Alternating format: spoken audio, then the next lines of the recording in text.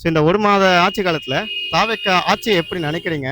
So 1 மந்த்ல நிறைய விஷயங்கள் மாறி இருக்கா? இல்ல போன ஆட்சியில நடந்த மாரி தான் இப்பயே கன்டின்யூ ஆயிட்டு இருக்குங்களா?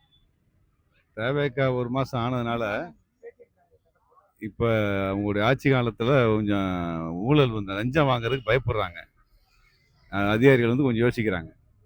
அரசு அலுவலகங்களுக்கு போனோம்னா அவங்க கேட்கறது இல்லை, கேட்க மாட்டேங்கிறாங்க.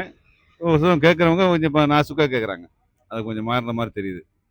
ஓகே. இப்ப என்னன்னா, இப்ப கிட்டத்தட்ட 4 எம்எல்ஏக்கள் வந்து ஏடிஎம்கேலேருந்து ரிசைன் பண்ணி டிவிக்கெல்லாம் ஜாயின் பண்ணியிருக்காங்க. ஸோ அத நீங்க சாதாரண ஒரு மக்களா இருந்து நீங்க அத எப்படி பார்க்குறீங்க? அது தவறான ஒரு முன்னுதாரணம். ஏன்னா ஓட்டு போட்ட மக்களை தாவேக்கா வித்து தான் ஓட்டு போட்டிருக்காங்க.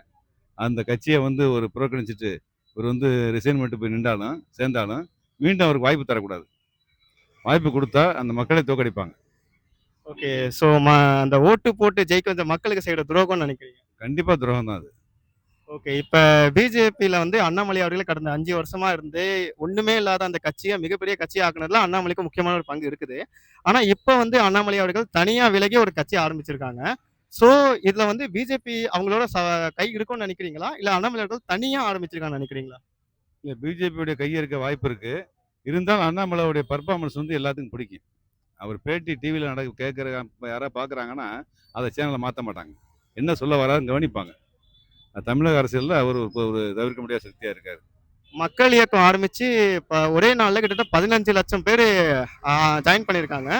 அண்ணாமலை கட்சியில, அண்ணாமலை இதுல. ஸோ அண்ணாமலை அவர்கள் தாவேகா தலைவர் விஜய்க்கு ஒரு ஆப்போசிட்டா இருப்பாரா? இல்ல 2031ல உதயநிதி விசஸ் விஜய் அவர்கள் வருவாங்களா? இல்ல விஜய் விசஸ் அண்ணாமலை அவர்கள்னு வருவாங்களா? விஜய்க்கு அண்ணாமலைக்கு தான் போட்டி இருக்கும். ஏன்னா அப்படி தான் களம் போயிட்டு இருக்கு. திமுக அதில் சீனில் வராதுன்னு நான் நினைக்கிறேன்.